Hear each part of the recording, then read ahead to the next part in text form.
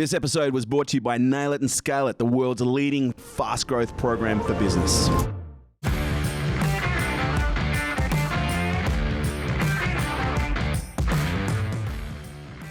Tom. Kerwin, how you doing? Mate, I'm unstoppable. How are you, brother? Are you dropping the branding in the first sentence? Well, that's actually how the podcast got its name. I've been saying this for about 20 years, much to either people's delight or chagrin. It's just a way of reinforcing, I guess you could say a bit more of a powerful suggestion than not bad or all right. That's true. I've got two questions for you before we start. Yeah, fire away. What is in the orange receptacle to your left? Mate, that is vodka, triple distilled, Smirnoff, a really good blend there. No, mate, it's just water. Just if it was gin, you'd be a man after my own heart. But, no, that would be my COO, Marie. She is an absolute gin fiend. I'm pretty sure that she has a bag of it that she hooks herself up to for an IV every evening before bed. Fantastic. So, mate, I'm stoked to have you on the show. Do you know much about the podcast or the brand?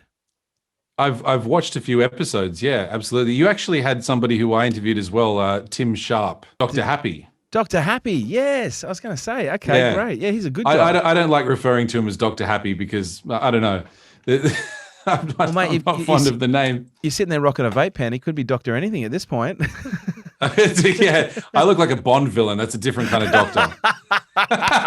Fuck, we did that on the show. Mate, okay, you're going to have to drop that line again at some point. All right. Well, mate, this is not the show? It is, but look, I think we can maybe work this into it. Paul. Why do you put this on the show? This is great material. Well, this is the podcast starting. You know what? This is the podcast. So, ladies and gentlemen, please welcome to the show, Tom Nash. Mate, I've got to say, your story is fucking incredible.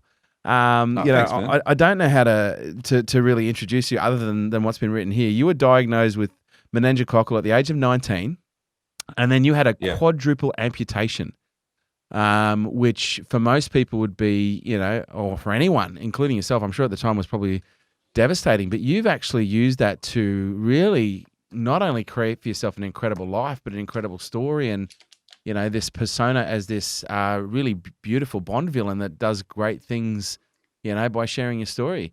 But, mate, I ask Dr. No Hands, yeah. Yeah, look, so many jokes. I've got to be really careful because I could crack a few funnies that you and I would probably find very entertaining, but the rest of the world would probably vilify me for.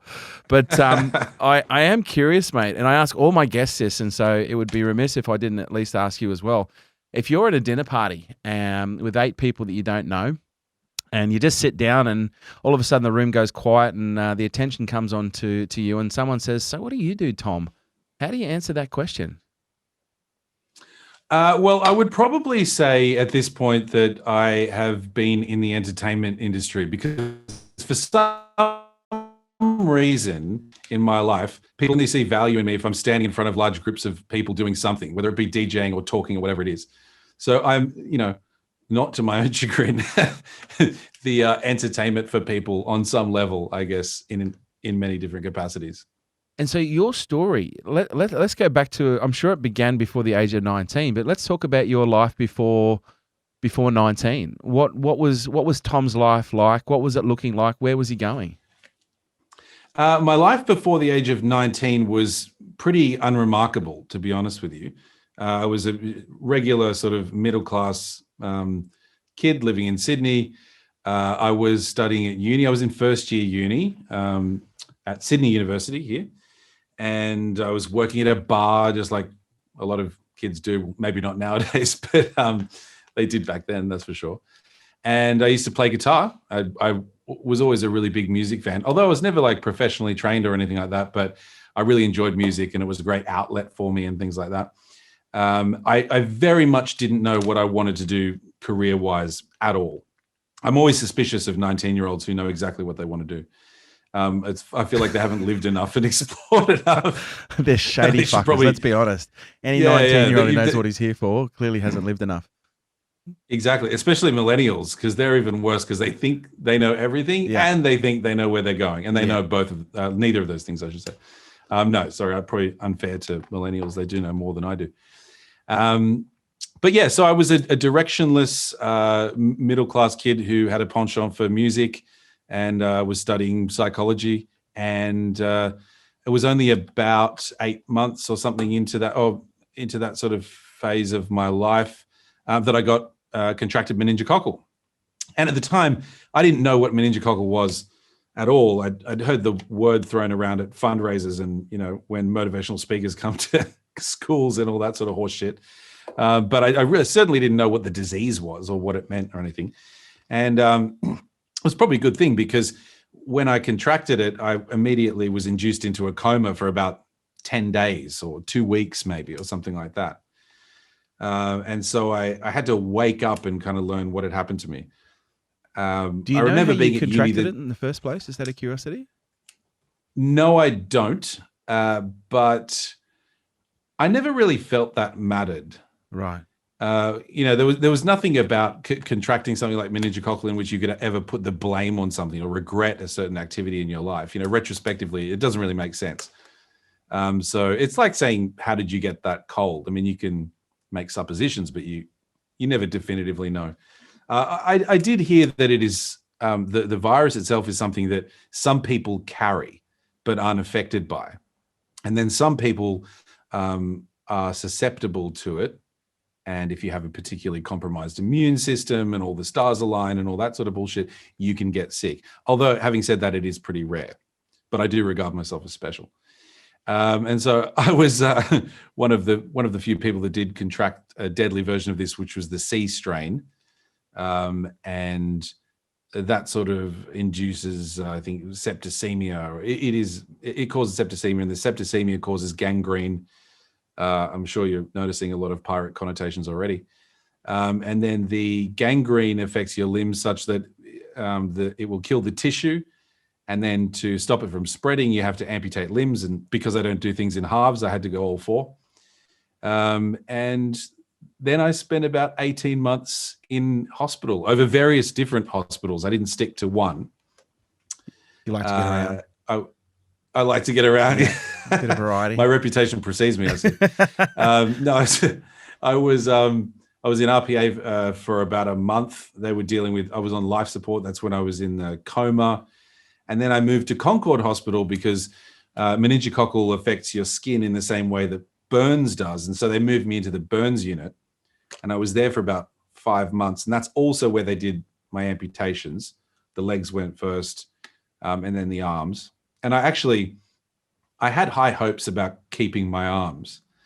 I remember there was, sort of tell this story a lot, it's a little bit trite, but I had this amazing plastic surgeon, his name was Peter Mates, who had a fantastically dark sense of humor, which matched mine. And I remember the question of whether I would keep my arms or not kept coming up. Are we going to be able to keep, is he going to lose some digits? Is he going to lose a whole hand, maybe the whole arm? I didn't really know. And I remember one day that he came into my room. I was in the hospital bed, and he said, look, at this point you have two options. He said, you can lose your arms and you'd have to live with prosthetics. People do it, whatever it is. And I didn't very much like that idea, particularly because I was a guitarist. And I mean, the loss of independence is huge anyway, without even factoring that in. And then he said, well, the other option is you can keep them. And I said, well, I got a sense, and I was like, well, what's the catch? And he's like, oh, you'll die. Which was just like, at the time, I thought it was a fantastic way of just telling me they had to go. Right. But I did also notice retrospectively that what he was doing was giving me a choice in a way. I was over 18, and so I could make decisions for myself. And if I thought I couldn't go on without them, I could just say, don't amputate them, and they would kill me without them having to do anything else, pretty much. So that was an amazing turning point, because at the same time, I mean, up to that point, I really had no choice over what was going on. I mean, if I'm being honest, I don't believe any of us really make choices anyway, but at least appeared that it was the first choice I had in a long sequence of choices. So I spent another 4 months there. I obviously decided to have them amputated. And Then I spent a year in rehab hospital, which was this hospital out on the coast. Did you know La Perouse? I've heard the name. Couldn't pronounce it. It's my kind life depended on it. Well, you're not required to. But so out near Malabar, Maroubra area, there used to be this really big hospital out there. It used to be called the Coast Hospital. And then they renamed it to Prince Henry because apparently Prince Henry visited, back in the 1920s or something, and that's something we do. But it was a predominantly abandoned hospital. It was huge and very expansive, and it sat on the coast, and it was flanked by a huge golf course and had a nice sea breeze, and everything about it was great, except for the fact that it looked like fucking Shutter Island. Yeah, wow. Because half of it, the whole thing, except for two wards, were completely shut down, dilapidated. There were homeless people living in it, rats, stray cats, all sorts of things, which shouldn't really be together, but you get the idea. And the only two wards that were open were the rehabilitation ward, which I was in. And that was filled with pretty much geriatrics who had lost limbs from diabetes and things like that. And the spinal ward. And I actually wanted to be in the spinal ward. I didn't want a spinal injury, let's be clear. But I wanted to hang out in the spinal ward because that's where all the young kids were, right? All the young kids, break their back jumping off cliffs and doing stupid shit that young people do. And so I made quite a lot of friends there. I would go down to the spinal ward and hang out with the younger dudes who were around my age at the time. And I made some good friends down there, which was a good thing because I was there for a year learning how to walk again, use prosthetics, waiting for wounds to heal, which was just a long drawn out affair that's not really fit for stories, but it's fit for writing. I'll write about it. And so I'm going to assume, a young 19-year-old male, directionless, but still the world at your feet. That's got to be a lot to come to terms with. You, all of a sudden, you get sick. You go to the doctor, you go to the hospital, you're unconscious for 10 days, and then you wake up, and I'm going to assume you're presented with a succession of big decisions, whether you're given the choice or not. At this point, there's not a lot of choice outside of expiry to proceed. How do you deal with that? What came up for you? Like, what was some of the process and the emotions that comes up when you? Because I guess let me kind of narrow this down into one question. Before you went into an induced coma for 10 days, did you know what was going down? Did you know what was going on and the course it was going to take? Apparently, I did. Right. I don't remember this. So I kind of lost consciousness along the way in the ambulance to the first hospital. Oh, right. But apparently I was conscious when I got there, and I was making decisions because sort of like weird kind of tangential point, but there's a thing called activated protein C, which is it's a medicine that was only in trial phases at the time. And apparently the doctor was saying to me, like, look, we have to fly this stuff over from New Zealand. You have to consent to taking it because it's still in trial phases, but it might save your life. And apparently I just said, yeah, look, just do what you got to do. Now, I don't remember any of that. So apparently I knew about it, but then when I woke up out of the coma, I very much had no idea what was going on. But it's also a surreal experience because not only are you on life support, you're also pumped full of a lot of drugs. And so the whole experience is a little bit, well, yeah, it's just surreal. You don't know what's reality and what's fantasy. You don't know what you're dreaming. You don't know when you're awake. Lucidity is a very sort of tenuous concept at that point. And it's a sliding scale. So you become more lucid over days and weeks, and then things start to hit you. And at the same time, people always speak very ambiguously, medical professionals when they talk to you, because at the same time, they actually really didn't know how shit was going to go down either. I think a lot of them thought I was going to die. I had like a 10% chance of survival or something. And so they don't want to demotivate you, but they don't want to give you false hope. And so everything is sort of couched in this kind of, oh, well, we don't know, or hopefully we can do this, or maybe this will be the case. So even when you're in a position where you know nothing, you feel like you increasingly know less than nothing Right. as you go forward. At what point did the dawn come where you started to realize shit was about to get very different? I don't think there was one point. I honestly, I think it's something that happened gradually over time. Yeah, Right. yeah. It's kind of like, the evolution of the chicken and an egg. At what point was it a chicken? Well, I mean, we could draw the line somewhere, but if we're being realistic, it just happens over time. Right. So, I mean, there were certain realizations that I had at particular points. For instance, the one I mentioned about Peter Mates telling me I had to lose my arms. I definitely knew at that point. How far into the journey was it at this point when you had that conversation? That I would say maybe 2 months around that. Because I was in RPA for about 6 weeks, and then I moved to And you'd already Concord, lost both legs at this point? No, I hadn't. You hadn't? Okay. So, yeah, all of the amputations were at Concord. And so for the first 6 weeks, it was just, life support and popcorn. And then went to Concord, they did the amputations. But the legs did go first. And weirdly, I was sort of unperturbed about the leg thing. I remember them telling me there was another doctor who just came in and said, look, the legs have to go. At that point, I think maybe it was the amount of drugs they had me on or something like that, or I just knew that I was going to die if I didn't. I thought to myself, I'm sure it's fine. People get around with no legs. I didn't really know. But worst case scenario, I'd be in a wheelchair, which just meant I'd have a lot of people to look up to. But then I thought, perhaps I could get prosthetic legs and walk. And a few people had mentioned that that's possible. And so I thought it's not all, bad news. The arm thing really affected me, not just because of how much independence it seeks to relieve you of, but also because of the music, because I really wanted to play guitar. And that was something that was an outlet in my life that regardless of how my career went or my life went, I always had that.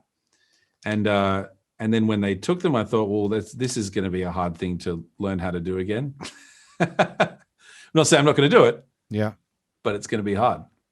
And so when that finally happened and you've come out the other side, what was the ride like? Because I can only assume, you've gone through a massive change of life. There's got to be things that come up for you. You studied at this point a level, or you're interested in psychology.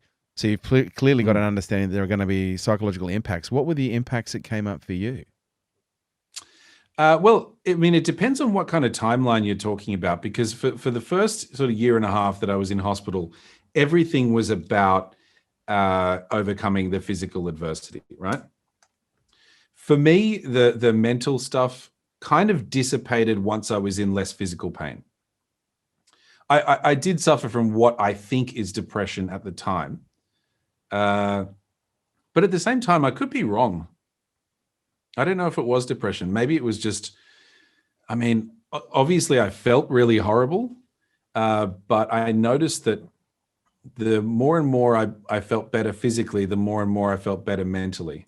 And so a lot of the time, learning how to walk again was about, balance and tactic and all that sort of stuff. It was about, I get up on prosthetic legs, but I still have wounds on the end of my stumps and it's causing immeasurable pain. And so I can't advance because that pain is prohibiting me from doing so. And then that kind of spirals out of control. But I think, once we get to moving out of home there and then living independently, it was at that point that I think I began to use the lessons that I'd learned in the physical rehabilitation process to help me get over other things. Because it's almost like, I'm not sure if you've read Nassim Taleb's Anti-Fragile, that book, no. Which kind of talks about systems, but I mean, if we use it like as an analogy for life, it's like that which makes you disproportionately stronger when you experience adversity. So, I mean, a lot of people talk about resilience these days, but I mean, like resilience and robustness is pretty much just not necessarily improving as a person, but being able to weather storms quite well and just staying at the same level. Whereas anti-fragility is something in which you react positively to negative events. Right. And you sort of learn how to grow from setbacks in a way. And that was something that I learned a lot during the physical rehabilitation process. And another one of the things I learned was I was put in this position where I was forced to think differently about problem solving. I had to start to think laterally about problem solving as well. And I guess the example, which is most analogous that I used in my TED talk, was the walking up a step, which I tried to do week after week, and I just couldn't work it out. And then I realized that it had to do with an ankle movement, and the repetition wasn't helping me. Trying to do it the same way I always did wasn't helping me. And I had to think about things differently. And as soon as I did that and just turned my body to the side and tried to go up a step that way, I went up immediately. The problem had nothing to do with, persistence. It just had to do with approaching it from a different angle, quite literally in this sense. And so using those lessons as well and trying to change a mindset that the way that things are always done aren't the way they have to be done in the future. I mean, sometimes they are the best way to do them, but sometimes looking at problems differently can be more beneficial. And it's also something that nobody else is doing, right? It seems to me that you've taken this incredibly well. And again, if you don't mind me asking, how old are you now? How long has... I'm 38 now. I'll be 39 in July. So we're talking almost 20 years later, and so there's been a lot of water under the bridge. You've obviously clearly adapted to the new way of living. But were there any periods of your life where there were immense struggle that you had to learn parts about yourself that might be valuable for other people that are maybe going through struggle that you've had to apply to, the life situation and context that you found yourself in? Because at this point, it seems like it was a pretty not rosy, but it seems like you handled this pretty well in your stride. And I'm going to assume you brought an enormous level of sense of humor to the situation, because that just seems innate. Yeah, you have to, right? Yeah. And dark sense of humor, that is probably one of the most cathartic things that you can do. Or I know for me personally, I've had some interesting experiences in my life, and, I'm the first one to laugh at them and, to make very dark jokes, because for me, that I find a lot of, it's quite cathartic to do that. But I'm going to assume at some point there had to be periods of despair. You mentioned that there was maybe a taste of depression. And to me, I don't think we necessarily need to experience depression to experience despair. But when we're confronted with, the level of adversity that you've had to, persist and adapt and evolve into, I can only assume there were periods of, potentially social isolation, psychological isolation, or, mental challenge, or, combined with the physical challenge outside of just the pain of things being able to heal that you had to get yourself through. Yeah, absolutely. And there absolutely were. I probably wasn't. I wasn't paying attention enough to. Sorry, that's my Apple Watch. Can I turn that off? No, I can't turn it off. You're just gonna have to put it up with this in the background. Sorry. Oh, by the way, let me tell. I'll tell you the story about the Apple Watch after this. Okay. Sorry. I think when it comes to the mental side of things, I don't think I was paying enough attention at the time when I was going through despair to really reflect on the taxonomy of it. As I said before, I'm not sure whether I can actually describe it as depression. It was definitely a horrible feeling, and it affected me emotionally. But I think I also learned how to use framing techniques in a way that helped me through that period, in the sense of trying to project into the future, which I use to this day as well. And it's kind of a technique that is beneficial when you're going through periods of hardship to which there appear to be no upside. So if there's nothing that you can learn from a horrible situation, what I like to do is try to project myself to a future time, looking back on myself at this point and seeing what I would be proud of myself for having come out as. Like, how would I have liked to come out the other side of that problem? Would I like to come out, stronger? Would I like to have dealt with things more graciously? And I think that framing technique is really useful when you're talking about emotional stress or anything mental as well, because typically my first go-to is to look to how I can benefit from some sort of adversity or hardship. And then if I can't, I imagine myself in the future looking back onto myself now and thinking, what would I be proud of coming out of this as? Wow, that's powerful.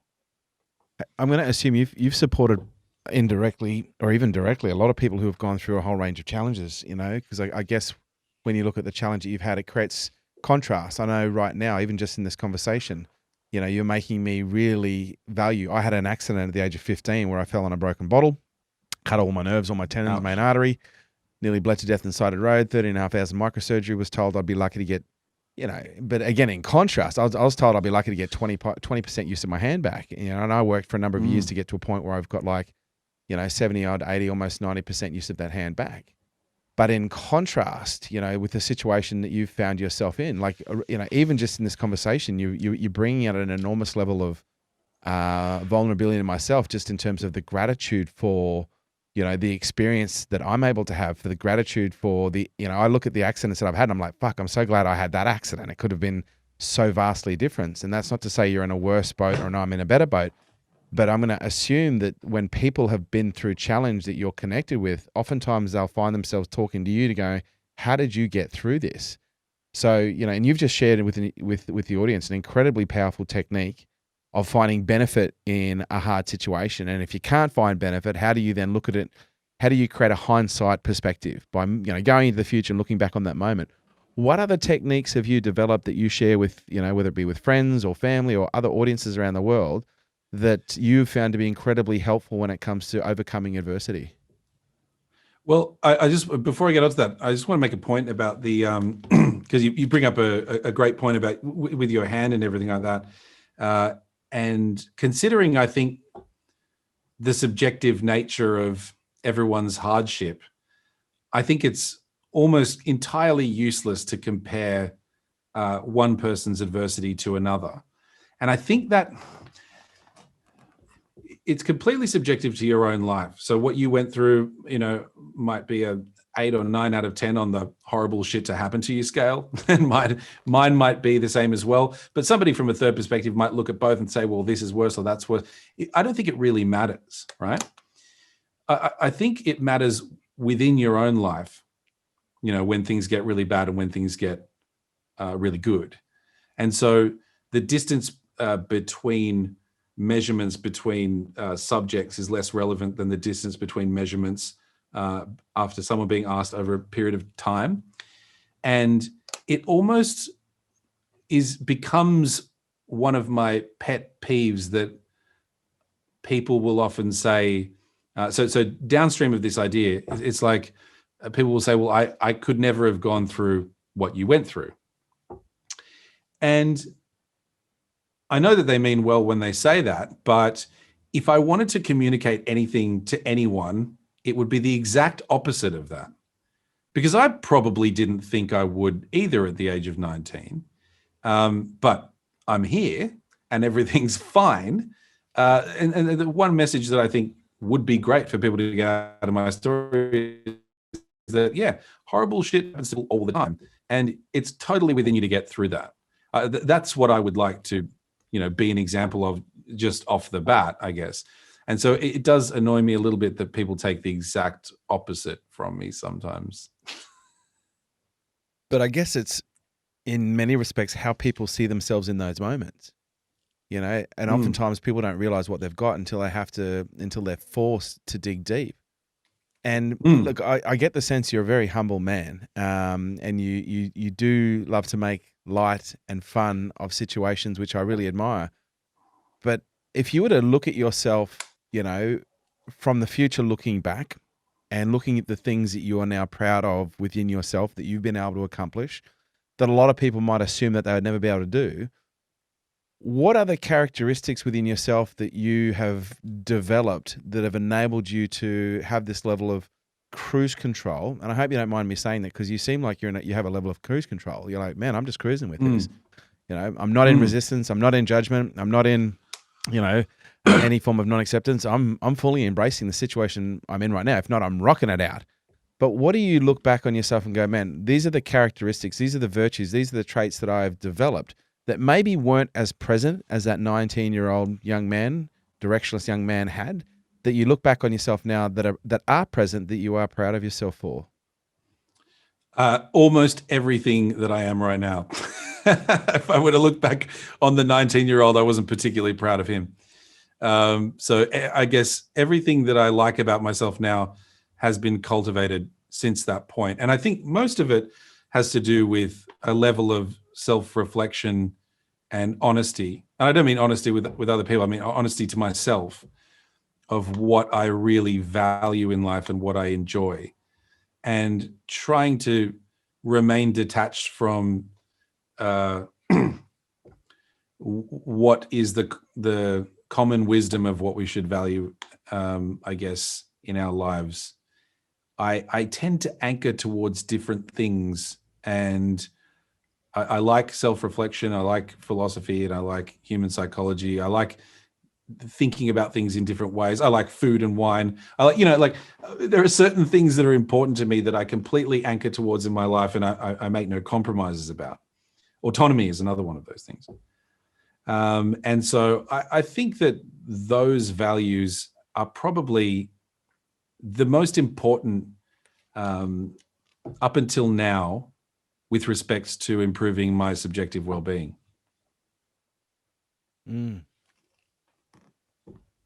Autonomy.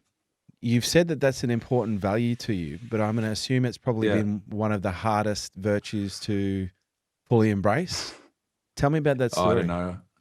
I'm just a bit of a control freak, I think. I guess, I run businesses. My best friend and I we still do run a business for, the better part of 15 years now. And over that time, we have tried as much as we could to, because he's quite similar to me as well, to sort of delegate responsibilities to other people. And we just can't do it. We're just it's way too controlling about things. And I think that's just a part of my personality that I just need to accept. I need to kind of be my own boss to a certain extent and live at my own pace and balance, time and work and fun. And, I need way more control than the average person does. I think I've been given too much, and you give me an inch and I'll take a mile. But I'm going to assume for some of the autonomy you've got right now, you've had to fight for it. You've had to work hard for it. Well, it depends what kind of autonomy you're talking about. If you mean vocationally, yeah, somewhat. I mean, you need to be, what's the word that would describe this well? Probably nothing that I can come up with in a few seconds, but you need to be able to be satisfied with nothing, but pleased with everything. You need to hope for the best, but prepare for the worst. You go through hard times, you go through horrible times, but I love that dynamic. You know what I mean? I feel I'm the kind of person that if everything stayed completely stagnant, even if it was like a very slight rise over time, I would be immeasurably bored. And I don't do well with boredom.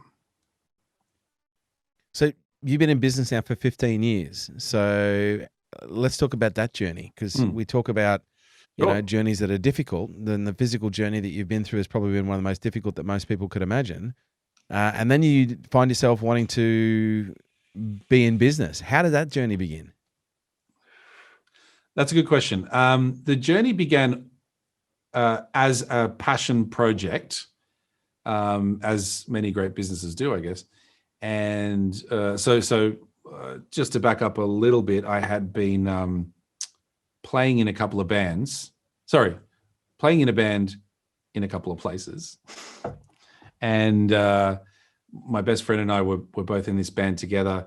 And at the time, I went back to do some study, because as I said, I'd started the degree, but I didn't go back and do that. I went back and I studied sound engineering and music business management, because I was in a life is short moment. Let's just do what I love.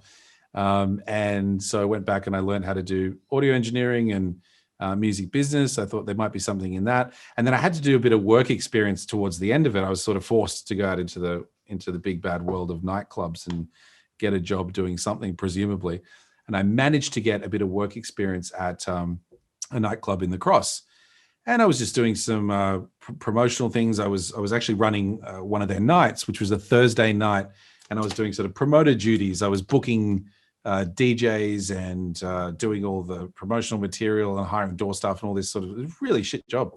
And there was no remuneration for it really, but I was quite good at it, and I would get Chris to come down and DJ is my best friend.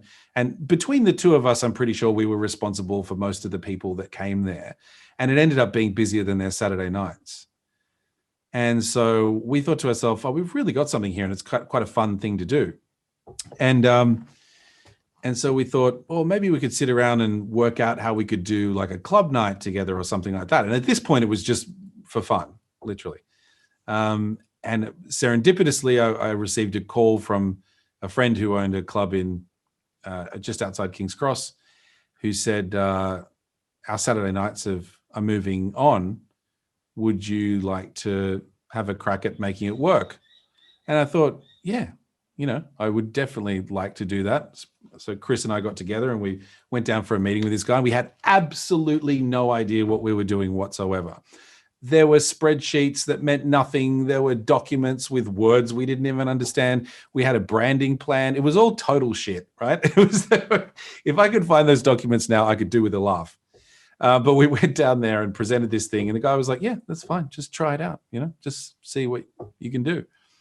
And we thought at best this thing would last, a couple of months, something like that. And it lasted for 15 years. So it ended up being the longest running weekly club night in Sydney, to the best of my knowledge. And it sort of launched our careers as DJs as well, because in the beginning, we actually didn't have money to pay other people to DJ at our night. So, I think between the two of us, we're like, let's try the guy with no hands and see if that works. He'll be cheap. DJ, spin that wheel. Yeah. And so, it was fine because it wasn't, vinyl records, which I would have scratched, and not in like the sick way. So we had like CD players, and Chris just told me, he's like, that's the button for play. That's the button for that. I had a working knowledge of sound. So I was like, I think I can sort this out. And obviously I was terrible, but my first set was on our opening night, and we'd promoted it sufficiently well that we had hundreds of people. So my first DJ set ever was in front of a packed club. Wow. And it would have been terrible. I really wished we'd recorded it, because that would have been something to listen to 15 years later. But it would have been terrible. But being thrown in the deep end with something like that was a fantastic way to learn really quickly. And we have the kind of dispositions that still are, that we don't really care and don't take ourselves too seriously. So as long as we're having fun, people will have fun. And we just got better as DJs. And then eventually we started getting asked to play other clubs. We're like, are you fucking serious? They're gonna pay us money to go to another club and play to people? So we started getting booked for interstate gigs, and then we get booked for like other gigs around Sydney. When eventually we played, we had our own stage at Future Music Festival for 7 years, bro. Stereosonic and what's Splendor in the Grass. We've played now internationally in Japan and all sorts of places like that. So it completely just launched our careers as DJs off the bat. In a very strange twist of fate, I guess. That's incredible. That's absolutely incredible. And so now you're DJ you still do the nightclub promotions, club nights? Yeah. So obviously not with COVID. Yep. And it's been challenging for us because we also have to abide by the square meter rule, and we tend to pack them out. So we're kind of in a bit of a hiatus until such time as the restrictions are lifted. But we ran weekly for I think over 12 years. I'm not too sure. And then we moved to periodic parties where we would do Mardi Gras, and we'd do Halloween and stuff like that, which we have separate brands for and things. And we still DJ places. So we definitely scaled it back. But also, we're pushing 40. Like, we can't be in clubs every week. There's a certain point you get to where the conversation, like the distance between you and the punters, conversation wise, gets a little bit too wide. Yeah, right. And so what's like, next? I don't really know too much about TikTok statistics. and Are you on TikTok? I am on TikTok, and I'll tell you right now. Of course you are. I'm crushing it. Of course you are. How many times have I What been on are TikTok? you? How many? I am on it, yeah, but I don't. I'm not very good at it. And I usually just put up little videos of me, making ravioli or feeding my dog peanut butter. Oh my God, I'd watch that. Mate, we got lucky. We got lucky with TikTok. I think we got on the right time. We had we've got a pretty good content team, and yeah, we seem to hit the mark with. Oh, you have a content team? Yeah, well, I've been at this. Oh, well, for fuck's sake, you should be killing it. Jesus Christ. Well, that's what I'm saying. We do. I haven't really well got a on team. TikTok. I've just got my dog. That's it. I've maybe been on TikTok a dozen times, but we're crushing it. Yeah. On TikTok. How many followers? Okay, let me ask you this: how aware is the CCP of you?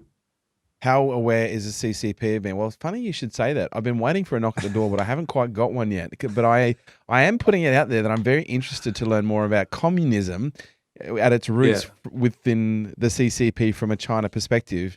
And this is a completely separate conversation, but I find it very interesting that we're trying to compete with a country that has a level of solidarity and a 600-year plan, and they have one leader that's not going anywhere for life. Yet we're transitioning leaders every 4 years, and we're lucky if we've even got a plan. So to me, there's only one way this is going to end, and it's not good if we don't get our shit together. And so I'd like to know more about the country that's probably going to occupy us in the next 40 years. Oh, you think that's going to... Is that why you're on TikTok? No, I don't think we're going to end up being occupied, but I do think we have a hell of a way to go when it comes to understanding trade and economics and military when we're dealing with something like, and I admire the organization, and that's why I'd like to I'm putting it out there. I'd like to learn more about it, not because I'm looking to necessarily be converted, but I do have a level of admiration for the level of organization that they've been able to put together. And I know with good comes bad. Just to be clear, this isn't the kind of content you put out on TikTok, is it? Fuck no. These conversations? These conversations, no. The content that we do actually really, this is so interesting, and it's ironic at the same time, but the content that we seem to have struck a chord with the most is parenting content, which is ironic considering most of the people who are watching it are millennials whose parents may not have necessarily done the best job. So, and I'm not saying all. Otherwise, why would you let that is interesting, actually. Yeah. You're a parent, aren't you? I am. I'm a parent. I've got a 7-year-old boy, and my partner has a 9-year-old girl.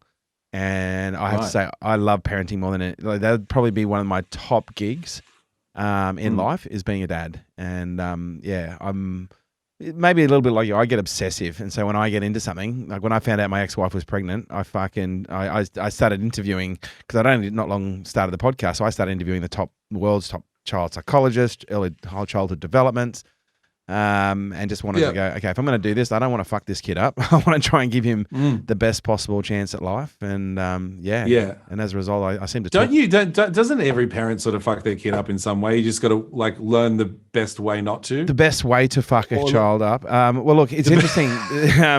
James Oliver. This is better for TikTok. This is much better for TikTok. James Oliver actually wrote a book about parenting. It's called "They Fuck You Up." So. Yeah, that's actually the name of the book, and it's a great book on parenting. So, I think that's parents' jobs is to, pass down levels of wisdom, pass down levels of wounds. The wounds provide opportunities for growth for us to develop even more wisdom, so that we provide, a greater disparity between the amount of wisdom and wounds that we pass down. Because at some point it'd be nice to get to a generation, I don't know if you agree, whereby they're not spending, the disproportionate amount of their time trying to fix themselves. They're spending a disproportionate amount of time trying to fix, other issues. And being able to about like the generations, or because I think there's a lot of generations right now that are busy trying to sort themselves out, which I think is great. I'm one of them. I've spent a disproportionate amount of my life trying to understand and find meaning in things other than just getting up and going to work. But I think there's a lot to be said for us solving bigger problems, and I think we have a few coming. I will say that I do agree with you 100%, but I do think that to be in a position to make change, you probably need to have yourself sorted out first. Oh, absolutely. And therein lies the point, because if you're coming out of a situation where you have to spend the first, 20,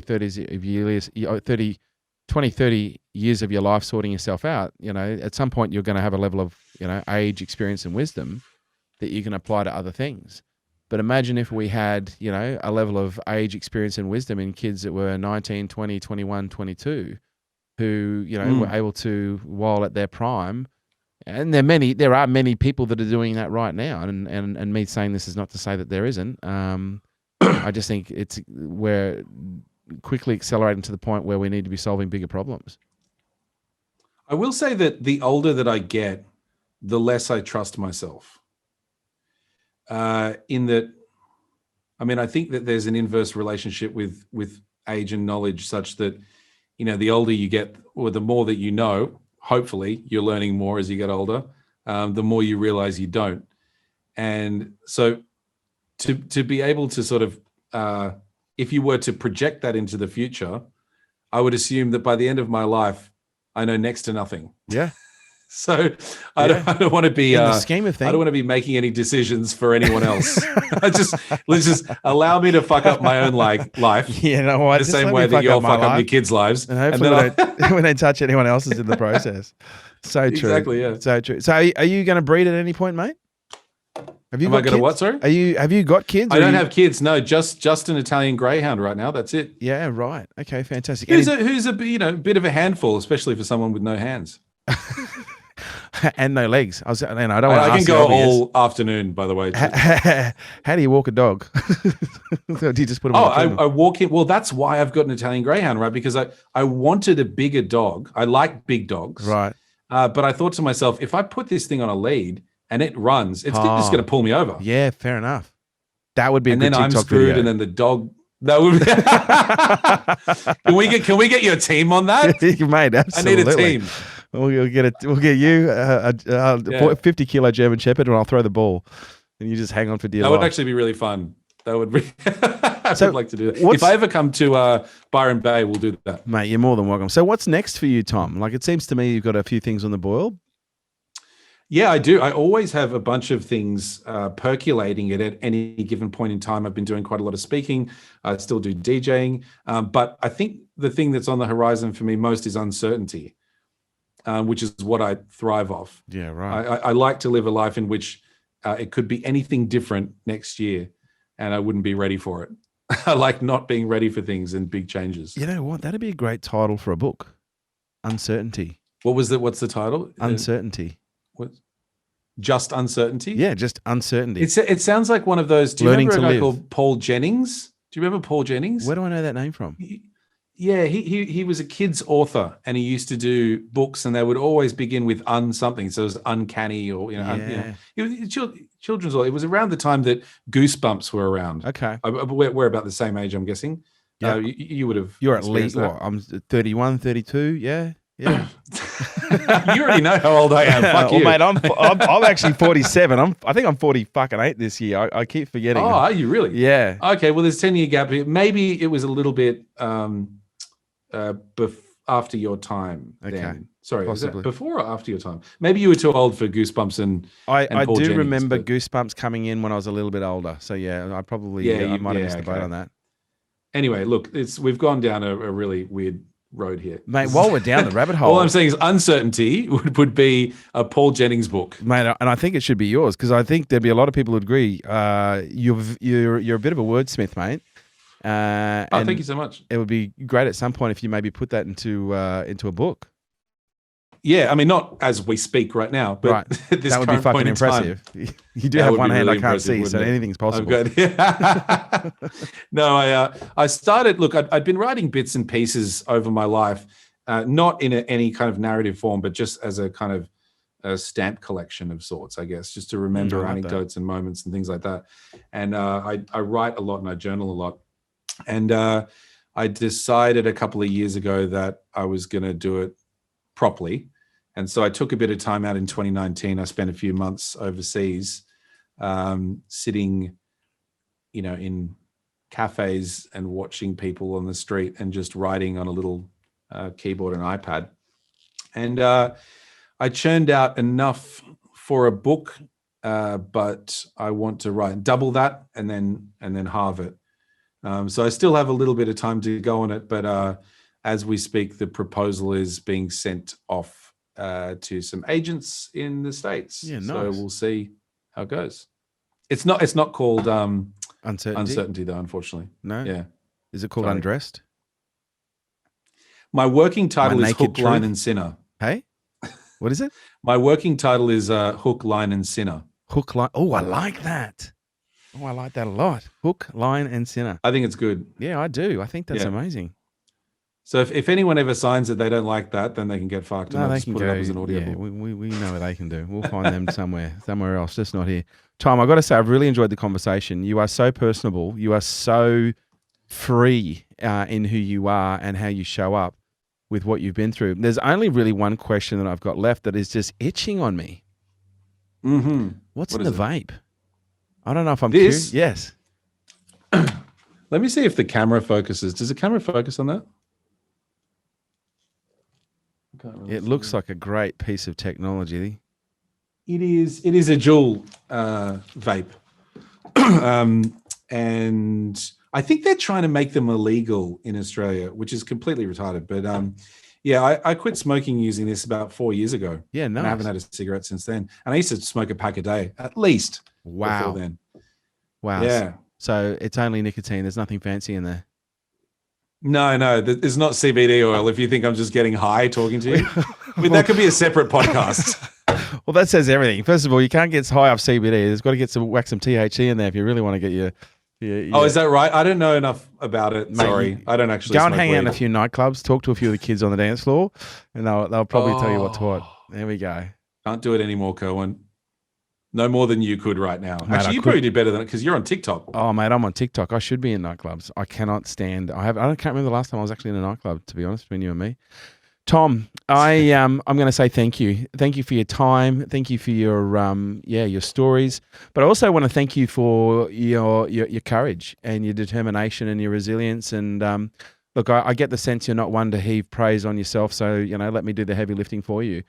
I really admire what you've done, mate. I really admire how you show up. And I think you embody a sense of autonomy that's presented in freedom in the way that you express yourself that really says so much about who you are and the level of work that you've done on, finding your center. So, mate, thank you so much for being on the show. Well, it's hard for me to follow up with praise like that, but appreciate the kind words nonetheless. Mate, I mean every single one of them. But if people want to find you, where do they find you apart from TikTok? There's a bar in Sydney called the Barber Shop, and I like to sit there and drink martinis, so you can find me there. Not Instagram, not TikTok, don't the follow me. barber shop.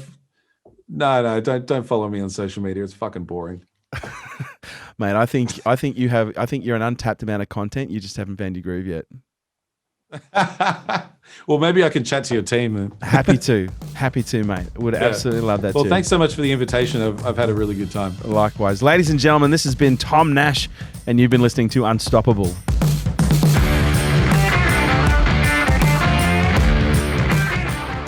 This episode is brought to you by Nail It and Scale It, the world's leading fast growth program for businesses. If you have ever wanted to grow your business faster than what you can right now, if you need to make more revenue, if you need more leads, if you need more clients, if you need to know how to plan your business in a strategic way in order to hit big goals, if you need to learn how to scale your business and grow your team and your business so that you have more freedom, then this program is for you. Imagine 3 days immersed with me where we cover all aspects of business, but we do it from an immersive but also an execution standpoint. We execute every step of the way, and we're looking at 5 key areas. We're looking at your psychology, we're looking at your marketing, your sales, your leadership, and we're looking at your planning and how we integrate these 5 key areas to grow your business and your brand quickly. So if you'd like to find out more information, kerwinray.com.